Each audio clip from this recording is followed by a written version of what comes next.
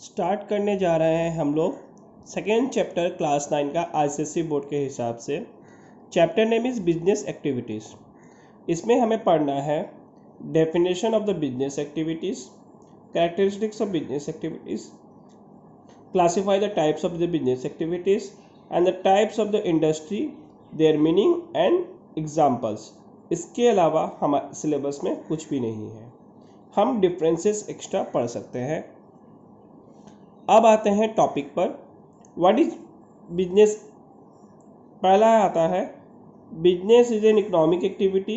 It involve sales, transfer, exchange of goods and services with the purpose of earning money.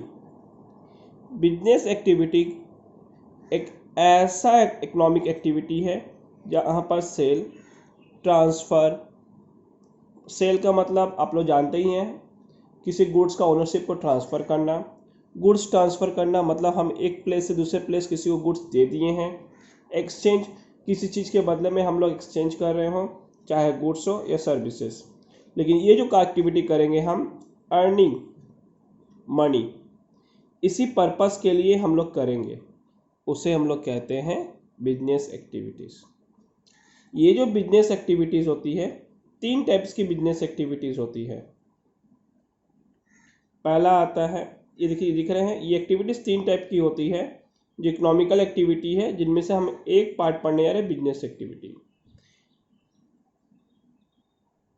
आते हैं characteristics of business activities. Characteristics of business activities में हम लोग पढ़ेंगे first point, sale and transfer of exchange. जितने भी business activities होती है वहाँ पर सेल या फिर exchange, all the business involve sale or exchange of the goods and the services, some consideration। कुछ कंसिडरेशन के बदले में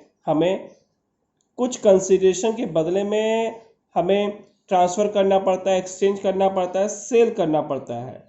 यहाँ कंसिडरेशन का मतलब होता है समथिंग टेक अगेंस्ट समथिंग, माने गिव एंड टेक पर्पस आता हो। यहाँ पर हम एक पेंसिल खरीदने जा रहे हैं तो उसके बदले में हम पैसा देते हैं, that is the consideration. Pencil हमारे लिए कंसिडरेशन होगा और सेलर के लिए पैसा। Buying and selling of the goods and the services for the price are the essence of the business. खरीद बिक्री बिजनेस का सबसे इम्पॉर्टेंट फैक्टर है, जिनके बिना बिजनेस नहीं चल सकता। अगर किसी तरह का सेल ना हो, ट्रांसफ़र हो, एक्सचेंज ना हो पैसे के लिए, प्राइस के लिए, तो बिजनेस एक्टिविटी नहीं कहलाती।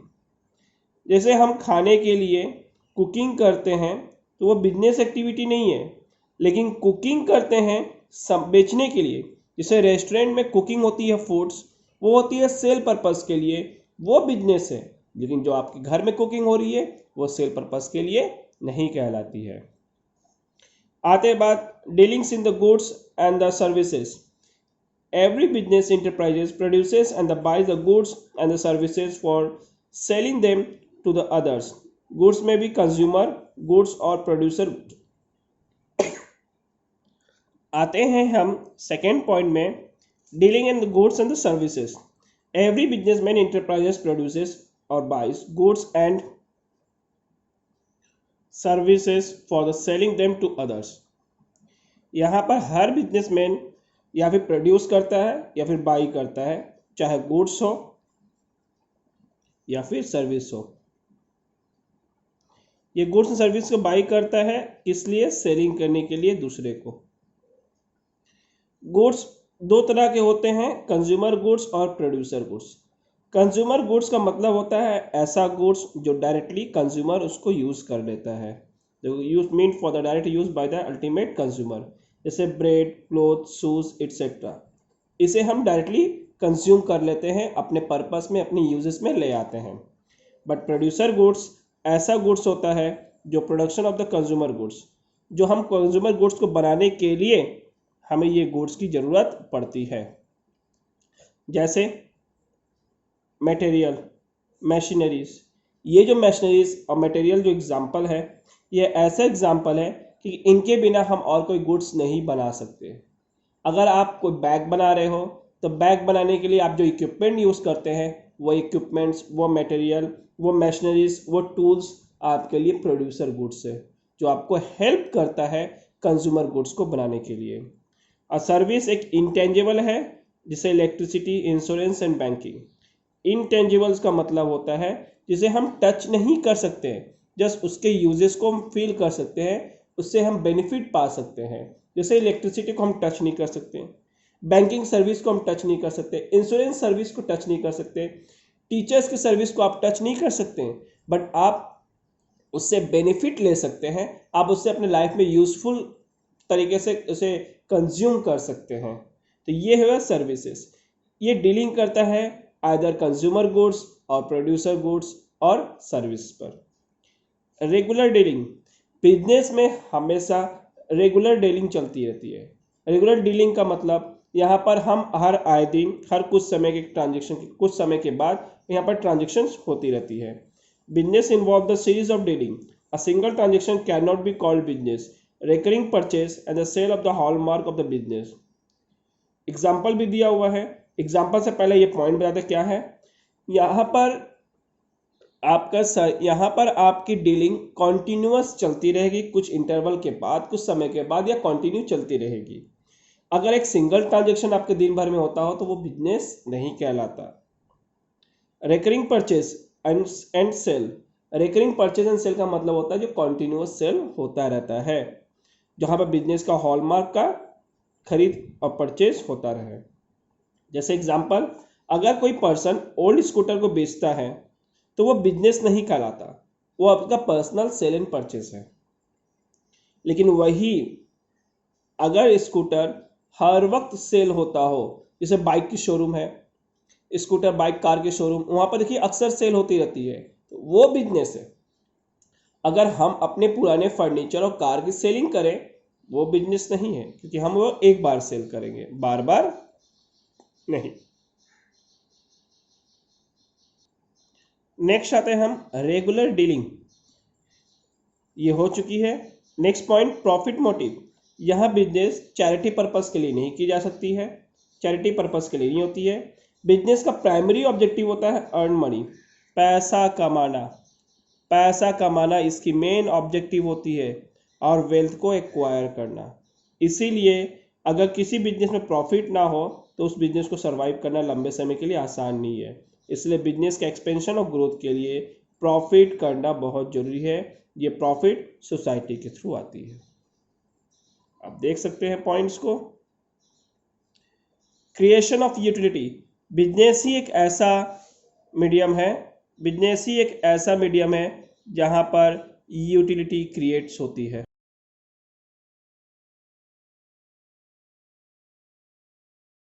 आते हैं creation of utility.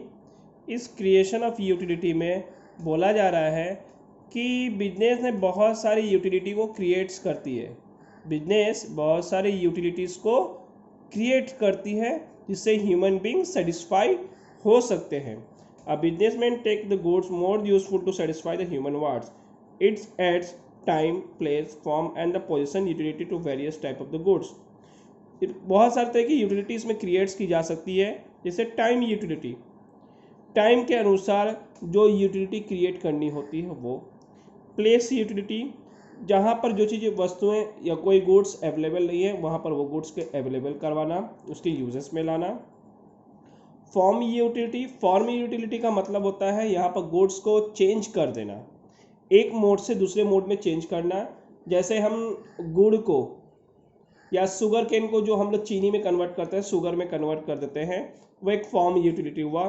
Position utility मतलब एक पर्सन से के दूसरे पर्सन में जाकर उसको यूटिलाइज करना, उसको बोलते हैं पोजीशन यूटिलिटी। तो ये जो यूटिलिटीज है, वेरियस टाइप की यूटिलिटी क्रिएट करती है, various type of utilities create होती है जो बिजनेस के थ्रू ही हो पाती है। नेक्स्ट हम आते हैं इकोनॉमिक एक्टिविटी। ये इकोनॉमिक एक्टिविटी है क्योंकि हमने पढ़ चुका है इकोनॉमिक एक्टिविटी का मतलब होता है जहाँ पर हम कुछ एक्टिविटीज़ करते हैं अर्निंग के लिए, वेल्थ क्रिएट करने के लिए। तो यहाँ पर देखिए, business is a primary and economic activity, involve the production and the distribution of the goods and the services for the satisfaction of human wants. Business is a part of the society, it's reflects the aspirations and the value and the beliefs of the people. Therefore the business में be describe as the socio economic function. ये business क्या है? Socio economic function है, economic activity है। जो business का primary function है वहाँ पर अर्निंग करना। और अर्निंग किस तरह से किया जाएगा? प्रोडक्शन करके, डिस्ट्रीब्यूशन करके। किस चीज़ों का? गुड्स एंड सर्विसेज का। ये गुड्स एंड सर्विसेज क्या करेंगे? ह्यूमन बीइंग को सेटिस्फाइड, उनके वांट्स को सेटिस्फाइड करती है। जो बिजनेस एक सोसाइटी का एक हिस्सा बन चुका है, जिससे हम लोग इस पे बिलीव करते हैं, इसकी एक वैल्यू है, जहाँ पर इसीलिए हम इसे सोशियो इकोनॉमिक फंक्शन भी बोलते हैं। बिजनेस में बहुत से तरह के रिस्क आते हैं। बिजनेस में हर अनगिनत अनसर्टेनिटी रिस्क आती रहती है, जिसके वजह से यहाँ पर प्रॉफिट और लॉसेस होते रहते हैं। डिमांड में चेंजेस आ सकता है।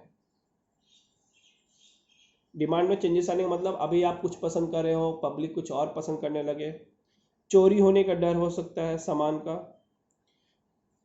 बिजनेस में आग लग जाने का डर, नेचुरल कैलेमिटीज मतलब भूकंप में कुछ नुकसान होने का डर, बैड डेब्ट्स।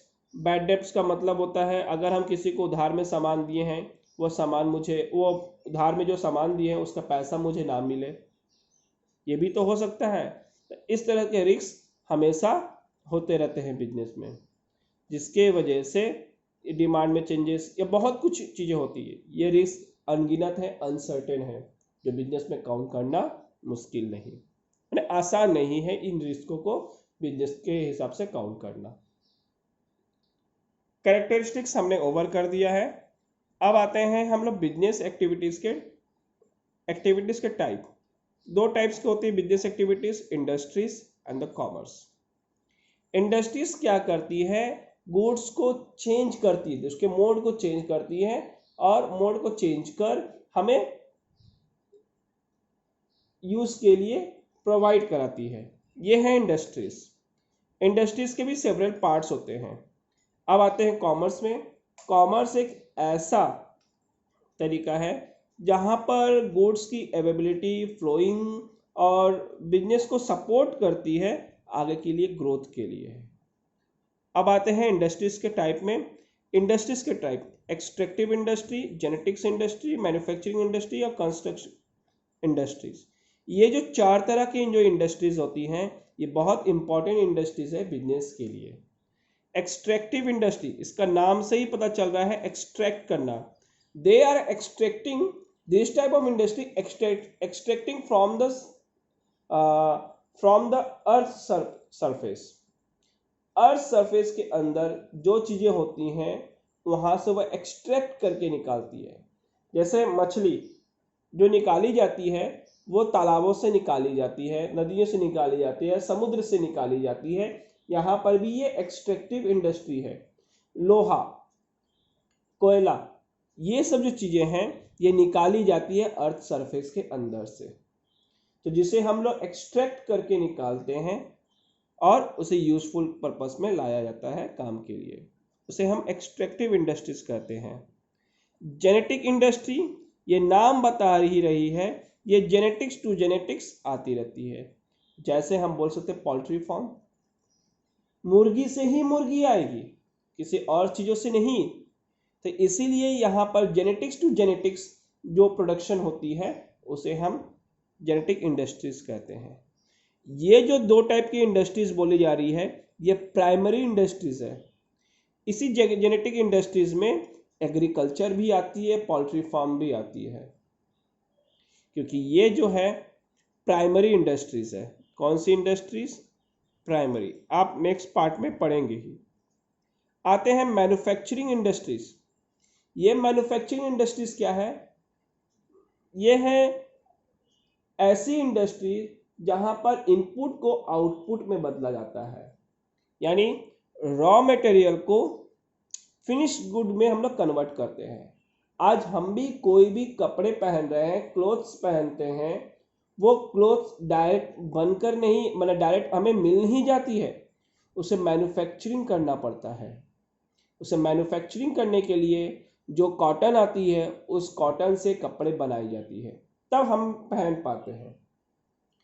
आप कोई भी खाने पीने की चीज़ें ले लो, मिठाई ही ले लो, ये मिठाई डायरेक्टली यूं ही नहीं मिल पाती, इसे बहुत सारे प्रोसेस से बनाई जाती है, बनाकर ही मार्केट में अवेलेबल पाई जाती है। तो ये सब जो क्या हुई, मैन्युफैक्चरिंग इंडस्ट्रीज हुई, जहाँ पर इनपुट से आउटपुट में कन्वर्ट की जाती है।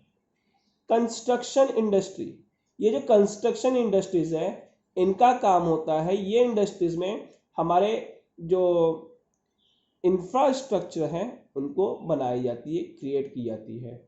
जैसे dam, bridge, road, railway path, आप लाइट, स्ट्रीट लाइट देख रहे हैं, बिल्डिंग्स देख रहे हैं, ये जो क्रिएट की गई है, बनाई गई है, ये कंस्ट्रक्शन इंडस्ट्रीज के थ्रू बनाई गई है। मैन्युफैक्चरिंग और कंस्ट्रक्शन इंडस्ट्रीज अलग है। मैन्युफैक्चरिंग में क्या होता है, बहुत सारे रॉ मटेरियल मिलकर एक नया प्रोडक्ट बनाया जाता है, ठीक है। लेकिन कंस्ट्रक्शन इंडस्ट्रीज में बनाकर उसे कंस्ट्रक्ट किया जाता है। ये जो इंडस्ट्रीज होती हैं ये सेकेंडरीज इंडस्ट्रीज है। अब हम आपको आते हैं टर्सरी इंडस्ट्रीज के बारे में बता दें। ये जो सर्विस प्रोवाइड करती है, ये इंडस्ट्रीज सर्विस प्रोवाइड करती है, जैसे बैंकिंग, इंश्योरेंस, आपको ये सब क्या करती है, एक तरह का सपोर्ट करती है जिससे बिजनेस का ग्रोथ हो। ये टर्सरीज इंडस्ट्रीज में काउंट होती है। हम आते हैं, देखिए अब आपको प्राइमरी इंडस्ट्रीज के बारे में पढ़ाने जा रहे हैं। जो डेफिनेशन हमने पार्ट्स ऑफ प्राइमरी इंडस्ट्रीज में बताया था, यहाँ देखिए, industries which are involve in the extraction and the multiplication of natural resources are known as primary industries.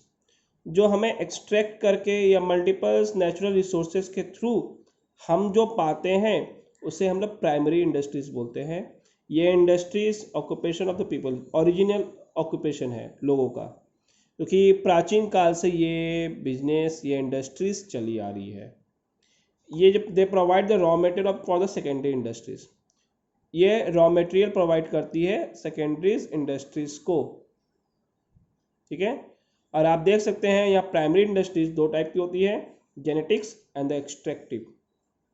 Genetic का मतलब हो गया, जेनेटिक्स जो इसका मतलब है हेरिडिटी, जो पीढ़ी दर पीढ़ी से आती है।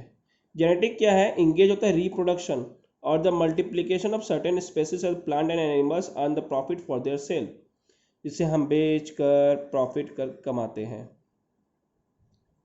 यहाँ पर हम पीढ़ी दर पीढ़ी जो मल्टीप्लिकेशन प्रोसेस के थ्रू और स्पेसीज से हम लोग प्लांट से एनिमल का जो मल्टीप्लिकेशन प्रोसेस से हम प्रॉफिट अर्न करते हैं। जैसे poultry farm, plant nurseries, cattle breeding farms, जो एनिमल हस्बेंड्रीज होते हैं, ये सब जो चीज़ क्या है हम जो पाते हैं जेनेटिक्स के थ्रू। एक्सट्रैक्टिव इंडस्ट्री, जहाँ पर एक्सट्रैक्शन करके हम लोग पाते हैं, किस तरह का यूजफुल मटेरियल सरफेस से हम लोग पाते हैं, from the beneath of the surface of the earth and the seas. Products gifted by the nature are extracted by the collected by the benefits of the human being, जो human being अपने benefit के लिए पा रहे हैं। जैसे agriculture, mining, fishing, quarrying, forestry, ये सब जो देख रहे हैं हमारे यहाँ पर जो पाई जा रही है, एक्सट्रैक्ट करके पाई जा रही है। अब यहाँ पर देख सकते हैं सेकेंडरी इंडस्ट्रीज।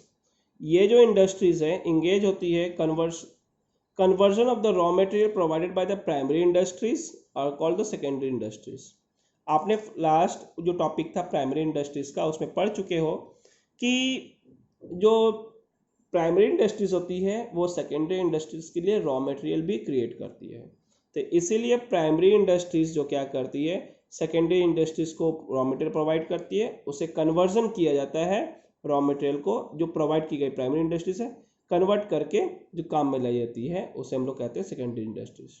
जैसे माइनिंग से आयरन और कोल निकलती है, ये प्राइमरी इंडस्ट्रीज का काम है, बट उसे हम कन्वर्ट करते हैं स्टील में, माने आयरन ओर को हम लोग स्टील में कन्वर्ट करते हैं, जो सेकेंडरी इंडस्ट्रीज कहलाती है। जो मैन्युफैक्चरिंग और कंस्ट्रक्शन, इसके दो पार्ट कहलाते हैं। ये रहा मैन्युफैक्चरिंग इंडस्ट्रीज। मैन्युफैक्चरिंग इंडस्ट्रीज में क्या है, जो प्रोसेसिंग और ट्रांसफॉर्मेशन करते हैं रॉ मटेरियल का, जो प्रोसेस के थ्रू, ट्रांसफॉर्मेशन के थ्रू हम लोग रॉ मटेरियल का सेमी फिनिश गुड्स में बनाते हैं या फिनिश गुड्स में बदलते हैं। कहने का मतलब कुछ कुछ सेमी फिनिश गुड्स में भी बदलता है, कुछ फिनिश गुड्स में भी बदलेगा। यहाँ पर पूरी प्रॉपर तरीके से नहीं लिखी हुई है। जैसे मैं बता दूं, कुछ मैन्युफैक्चरिंग इंडस्ट्रीज क्या होती है, प्लांट के कुछ पार्ट्स बनाते हैं जो एक दूसरे जगह पर जाकर असेंबल होती है, तो वो तो सेमी फिनिश्ड गुड्स हुआ, फिनिश गुड्स तो हुआ नहीं। लेकिन जिस इंडस्ट्री में वो पार्ट्स बनाई जा रही है उस इंडस्ट्री के लिए वो फिनिश गुड्स है, बट दूसरे इंडस्ट्रीज के लिए वो सेमी फिनिश्ड गुड्स हुआ। जैसे कार जब बनती है, कार एक जगह पर नहीं बनती है, वो डिफरेंट इंडस्ट्रीज में डिफरेंट पार्ट्स बनकर आती है और एक जगह पे असेंबल किया जाता है। तो वो जो असेंबलिंग होती है वहाँ के लिए वो फिनिश्ड गुड्स है, लेकिन जो वो पार्ट्स आया है वो उनके लिए सेमी फिनिश्ड गुड्स है जो डायरेक्टली कंज्यूम नहीं किया जा सकता। तो सच इंडस्ट्रीज चेंज द शेप देखिए चेंज होता है, फॉर्म चेंज होता है, जिसे प्रोड्यूसर जेनेटिक्स और एक्सट्रैक्टिव इंडस्ट्रीज से पाते हैं, उसे हम मैन्युफैक्चरिंग इंडस्ट्रीज कहते हैं। बहुत सारे मैन्युफैक्चरिंग इंडस्ट्रीज यहाँ पर है। इनके टाइप से मैन्युफैक्चरिंग इंडस्ट्रीज का पहला है एनालिटिकल। ये मैन्युफैक्चरिंग इंडस्ट्रीज क्या करती है, बेसिक रॉ मटेरियल को तोड़ती है सेवरल पार्ट्स में। जैसे हम लोग कोई रिफाइनरी ऑयल पाते हैं, वो क्रूड ऑयल पाते हैं, उस क्रूड ऑयल को हम लोग सेपरेट करते हैं केरोसिन में, पेट्रोल में, डीजल में, लुब्रिकेटिंग ऑयल में। आपको ये पता ही होगा कि जब क्रूड ऑयल निकलती है अर्थ सरफेस के अंदर से तो डायरेक्ट कंज्यूम नहीं की जाती है, उनमें रिफाइनरी वर्क चलता है, सेवरल पार्ट्स में बांटा जाता है, जो इन सेवरल पार्ट्स में कुछ सेवरल पार्ट्स के नाम लिखी हुई है। सिंथेटिकल, ये जो इंडस्ट्रीज है यहाँ पर दो से अधिक मटेरियल को मिक्स करके न्यू प्रोडक्ट बनाया जाता है। जैसे देखो लिखा हुआ है, concentrate the gypsum and coal are mix to produce the cement. ये तीन चीज़ों को मिलाकर सीमेंट बनाया जाता है। दैट मीन्स यहाँ पर बोल सकते हैं 2-3 आइटम जो रॉ मटेरियल होती है मिक्स करके एक नया प्रोडक्ट बनाया जाता है जो हमारे यूजफुल माने हमारे काम में, हमारे पर्पस में आती है। प्रोसेसिंग इंडस्ट्रीज, यहाँ पर बहुत सारे प्रोसेस से होके गुजरना पड़ता है। जैसे कॉटन इंडस्ट्रीज, ये जो कॉटन टेक्सटाइल है, इससे जो कॉटन मिलता है, स्पाइनिंग होती है, वीविंग होती है, डाइंग होती है, ब्लीचिंग होती है, प्रिंटिंग होती है, तब जाके हमें कपड़े मिलते हैं। कपड़ा डायरेक्ट हमें नहीं मिल पाता। तो ये बहुत सारे प्रोसेस से होकर गुजरी। असेंबलिंग में क्या है, असेंबलिंग में बहुत सारे मैन्युफैक्चर कंपोनेंट है, पार्ट है, जो एक जगह पर जाकर या केमिकल तरीके जैसे भी एक जगह पर जाकर वो क्या होती है, असेंबलिंग होती है। जैसे कोई रेडियो बना, टीवी सेट बनता है, वॉच बनता है, ऑटोमोबाइल्स बनती है, गाड़ियाँ बनती, बहुत कुछ है जो एक जगह पर ही नहीं बनती है, वो डिफरेंट एरिया से पार्ट्स बनकर आती है और एक जगह पर असेंबल हो जाती है। दूसरा है कंस्ट्रक्शन इंडस्ट्री। इनका काम है कंस्ट्रक्ट करना, बिल्डिंग को, ब्रिज को, रोड को, डैम्स को, एटसेट्रा, जो ब्रिक से, स्टील से, सीमेंट को, इन सब चीज़ों को यूज़ करती हैं। ठीक है, ये जो देखिए ब्रिक्स, स्टील, सीमेंट जो है, ये हमें डायरेक्ट प्राइमरी से रॉ मटेरियल आती है, फिर सेकेंडरी इंडस्ट्रीज से कुछ प्रोसेस में सेमी फिनिश गुड्स बनता है, उन्हीं चीज़ों को यूज़ करके कंस्ट्रक्ट का काम किया जाता है। अब आते हैं टर्सरी इंडस्ट्रीज। देखिए ये सर्विस सेक्टर कहलाती है, जहाँ पर transport, warehousing, insurance, banking, advertising, packaging, ये सब जो इसके एग्जाम्पल हैं जो हमारे बिजनेस को सपोर्ट करता है, प्रमोट करता है, आगे बढ़ने के लिए सपोर्ट करती है। यहाँ पर एक चीज़ और, एक पॉइंट है याद रखने के लिए, देखिएगा यहाँ पर लिखिए, in India any industrial unit which is investment in the plant and machinery does not exceed 1 crore is a small unit. अगर वो 1 करोड़ से कम इन्वेस्टमेंट करता है प्लांट और मशीनरी में, वो स्मॉल यूनिट कहलाती है। क्योंकि दो तरह के यहाँ पर टर्सरी इंडस्ट्रीज होती हैं, एक होती है आपकी स्मॉल सेक्टर स्केल इंडस्ट्रीज और एक होती है लार्ज स्केल इंडस्ट्रीज। जहाँ पर आपकी 1 करोड़ तक इन्वेस्टमेंट है प्लांट एंड मशीनरीज में, वो होगी आपकी लार्ज स्केल इंडस्ट्रीज, और जहाँ पर 1 करोड़ से कम है वो होती है आपकी स्मॉल स्केल इंडस्ट्रीज। और देखिए, on the basis of volume and capital investment, volume of capital investment के हिसाब से हेवी और लाइट इंडस्ट्रीज होती है। हेवी इंडस्ट्री जहाँ पर प्रोडक्शन कैपिटल बहुत ज़्यादा हो, जैसे स्टील, मशीनरी, शिप, एयरक्राफ्ट, और जहाँ पर ऐसी इंडस्ट्रीज जहाँ पर आपकी इंडस्ट्रीज बहुत कम मात्रा में इन्वेस्टमेंट की जाती है, वो होती है लाइट इंडस्ट्रीज। जैसे लाइट इंडस्ट्रीज के एग्जांपल दे सकते हैं कॉस्मेटिक, स्टेशनरी, ज्वेलरीज, ये सभी टाइप की इंडस्ट्रीज होती है। अब तक आपने इंडस्ट्रीज के सारे टाइप को पढ़ लिया। अब हम पढ़ने आ रहे हैं कॉमर्स। कॉमर्स के दो टाइप्स होते हैं, trade and auxiliaries to trade. Trade का मतलब होता है जहां पर गुड्स की एक्सचेंजिंग होगी। क्या होगी ट्रेड में? गुड्स की एक्सचेंज ऑफ गुड्स, उसे हम ट्रेड करते हैं। ट्रेड दो तरह के होते हैं, इंटरनल ट्रेड और एक्सटर्नल ट्रेड। इंटरनल ट्रेड मतलब विद इन द कंट्री, ऐसी ट्रेड जो कंट्री के अंदर में होगी उसे हम कहते हैं इंटरनल ट्रेड। और एक्सटर्नल ट्रेड जो आउटसाइड द कंट्री, कंट्री के बाहर में जो ट्रेड होती है उसे हम एक्सटर्नल ट्रेड कहते हैं। इंटरनल ट्रेड दो तरह की होती है, होलसेल ट्रेड और रिटेल ट्रेड। और एक्सटर्नल ट्रेड तीन तरह की होगी, इंपोर्ट, एक्सपोर्ट और इंट्रीपोर्ट। अब हम इनके बारे में पूरे बताने जा रहे हैं। इंटरनल ट्रेड और दोज ट्रेड, इंटरनल ट्रेड एक ऐसी ट्रेड होती है जो कंट्री के अंदर में होती है, जहाँ पर सेल परचेज सारे कंट्री या ज्योग्राफिकल बाउंड्रीज के अंदर में हो, उसे हम इंटरनल ट्रेड कहते हैं। होलसेल ट्रेड जहाँ पर हम लार्ज अमाउंट में परचेज सेल किया जाता है, जहाँ पर लार्ज बल्कि अमाउंट में परचेज सेल होती है, उसे हम होलसेल ट्रेड बोलते हैं। और रिटेल ट्रेड ऐसी ट्रेड होती है जहाँ पर एक स्मॉल यूनिट में सेल की जाती है, जहाँ पर वेराइटीज ऑफ गुड्स अवेलेबल होती है, उसे हम रिटेल ट्रेड कहते हैं। बट एक्सटर्नल ट्रेड जहाँ पर कंट्री टू कंट्री हमारा गुड्स की एक्सचेंजिंग होगी, उसे हम एक्सटर्नल ट्रेड करते हैं। इसका दूसरा नाम फॉरेन ट्रेड के भी नाम से हम लोग बोल सकते हैं। इंपोर्ट का मतलब होता है जब हम किसी कंट्री से गुड्स अपने कंट्रीज में मंगाते हैं, उसे हम कहते हैं इंपोर्ट। एक्सपोर्ट का मतलब होता है जब हमारी कंट्री दूसरे कंट्री पर सेल करती है, मतलब हमारी कंट्री दूसरे कंट्री पर गुड्स को सेंड करती है, ट्रांसफर करती है, उसको हम लोग कहते हैं एक्सपोर्ट।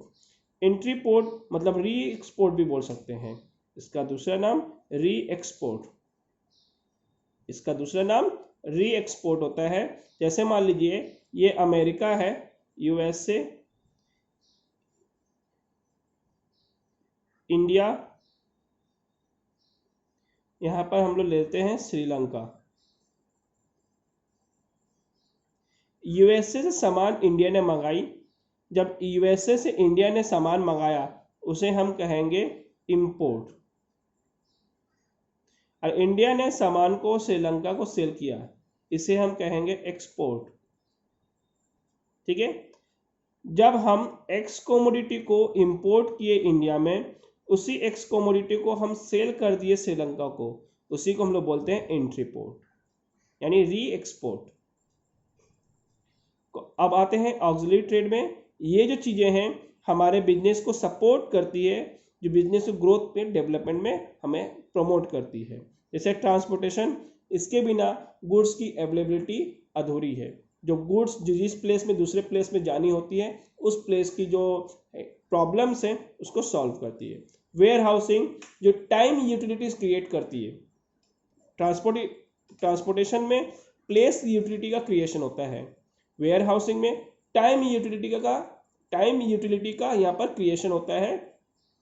जिसमें वेयर हाउस में क्या होती है, जो चीज़ हमें जिस समय पे नहीं मिल पाती है उस समय में अवेलेबल कराती है वेयर हाउस। जैसे विंटर सीजन में मैंगो अवेलेबल नहीं मिल हो पाएगा, फिर भी हम मैंगो जूस आराम से मार्केट में पा जाते हैं because of warehouse. Insurance, ये रिस्क को बर्डन करने में हेल्प करती है। अचानक किसी बिजनेस में बहुत बड़ी लॉसेस हो जाए, उस लॉसेस को बेयर करने में हेल्प करती है इंश्योरेंस। बैंकिंग, अगर बिजनेस को ग्रोथ करानी हो, बिजनेस को आगे एक्सटेंशन करना हो, तो फिनेंशियल रूप से बैंक हेल्प करती है। एडवर्टाइज, आप लास्ट चैप्टर में आपने ये जो आप क्लास 10 में एडवर्टाइज के बारे में पढ़ने जाओगे। जो एडवर्टाइजिंग है गुड्स को, सर्विसेज को, मैंने आपके प्रोडक्ट को प्रमोट करती है, लोगों के बीच में बताती है कि ये प्रोडक्ट किस चीज़ की है। इन शॉर्ट आपके सेल को बूस्ट करती है। ये रहा आपका इंटरनल ट्रेड जिसे डोमेस्टिक ट्रेड भी कहते हैं, ये फॉरेन ट्रेड जिसे हम एक्सटर्नल ट्रेड भी कहते हैं। Types of the trade, transportation. आप इस वीडियो को पॉज कर आप अपने नोट्स को क्रिएट कर सकते हैं।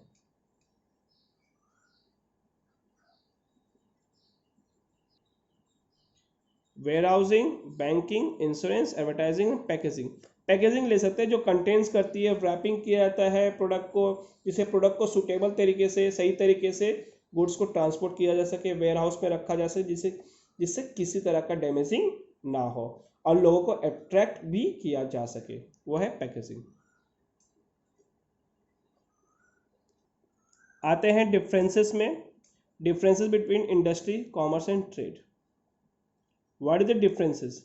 The meaning is extraction, reproduction, processing, construction. ये जो यूजफुल किया जा सके, प्रोडक्ट को यूजफुल पर्पस में बनाया जा सके, वो है इंडस्ट्रीज। कॉमर्स का काम होता है डिस्ट्रीब्यूट करना प्रोडक्ट को कंज्यूमर के पास।